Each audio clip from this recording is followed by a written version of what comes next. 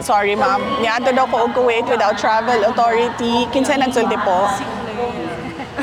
Niadto daw, pumunta daw ako ng Kuwait without travel authority, sabi ni Castro, Claire Castro. Well, sila naman yung lagi nagsasabi no na huwag mag-propagate ng fake news and misinformation.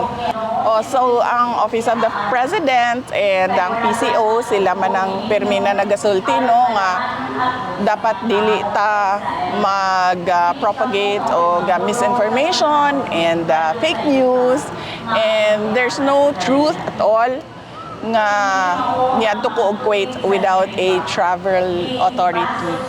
So I guess isa na naman yon sa ginagawa ng Office of the President na yung ilihis ang usapan sa kung ano ang totoong nangyayari sa ating bayan. So kahapon, nakita natin na unfavorable sa administration ang decision ng Senate of the Philippines. So gumawa na naman sila ng kwento na umalis ako ng bansa ng walang travel authority para doon na naman matutok yung attention ng mga tao and matuloy na naman yung lagi nilang paninira sa akin. Ang sinasabi ko nga, ang tawag dyan is political scapegoating.